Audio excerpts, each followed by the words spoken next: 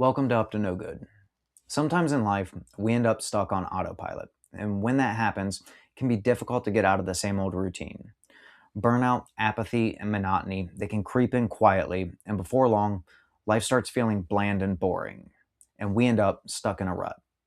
Here's what you can do about it.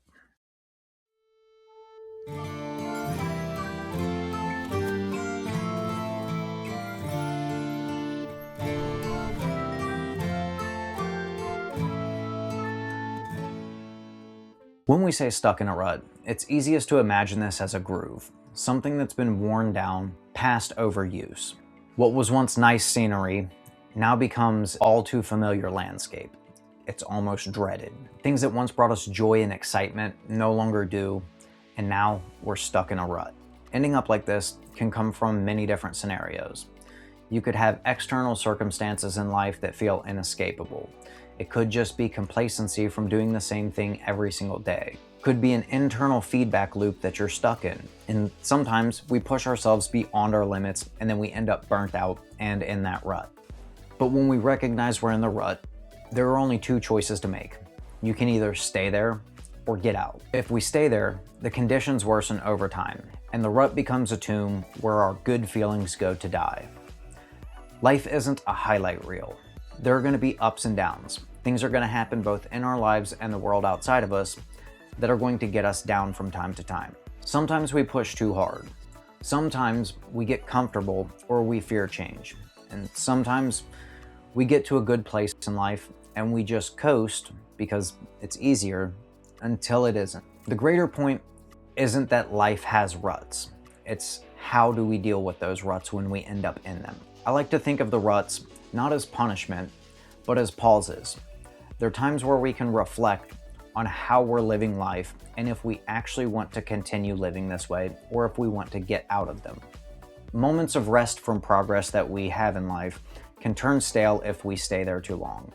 Every system seeks homeostasis, but in our lives, the rut is what happens when stability turns into stagnation, when potential isn't being achieved.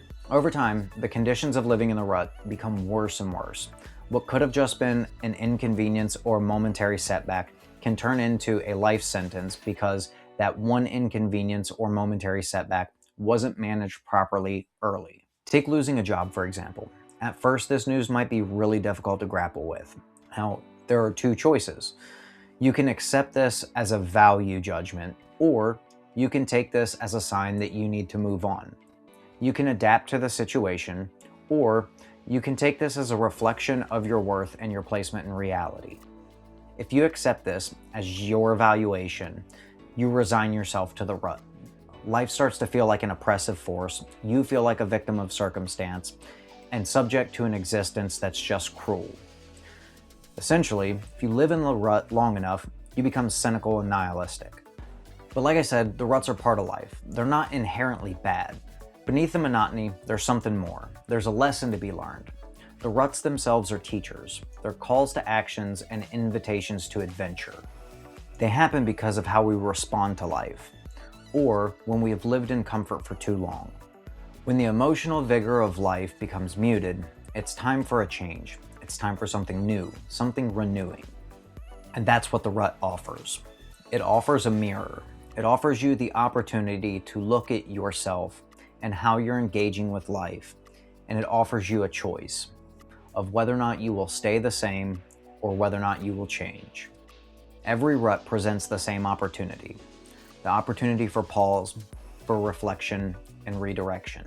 And if we treat it this way, it becomes less of a tomb and more of a growth chamber. So if you find yourself in a rut, here's what I would do, and this is actually what I did. One, I go through a vision phase. The vision phase isn't about beating yourself up. You got to get rid of all of that. Vision phase is specifically about taking inventory of where you're at in life and where you want to go, where you want to be. Because in order to get somewhere else, you have to know where you're going in order to start moving in that direction. And this is kind of how we end up in the rut, is that we do the same thing over and over until we end up directionless, right? We're just burning holes in a circle. So if you want to get out of it, you have to figure out where you want to go from here. And this is the vision phase. Ultimately, without a clear direction, You're just wandering around, and then you're subject to falling into another rut in life. So ask yourself, what are the things that I'm doing every day that I don't actually enjoy? What are the things that aren't benefiting me in the long term? What distractions am I using to avoid getting out of the rut? If I were doing something that I truly love, what would that thing be, and what would that look like? And maybe the most difficult question to ask yourself, if I had to start giving things up to make that happen, what would I give up? And would I be willing to make that trade? Next is the preparation phase. Once you have the vision, you have to ask yourself, what would it take to make that real? What skills or knowledge would be required of you to make that thing reality? How can you acquire them? And a quick word of wisdom on this phase can become a rut if you're not cautious. We can get stuck in the vision and preparation phase and never actually put this into action. If you're always preparing and collecting information and waiting for the perfect moment, I'm going to tell you that's never going to happen. You just have to start. Next is the building phase. This is where you take the vision, the knowledge and the skills that you've gathered, and you actually put them into something tangible. You build, you lay the foundation for what life is going to look like beyond the rut. You turn imagination into reality, one deliberate act after another. Last is the adaptation phase, because again, the ruts are part of life. Life is going to throw ruts at you all along the way. So being able to be adaptable ensures you won't end up back in the same situation. Adaptation is about learning to move through life when life gets difficult. It's about recognizing ruts as speed bumps rather than shallow graves. And you can revisit any of these steps at any time. Just remember this.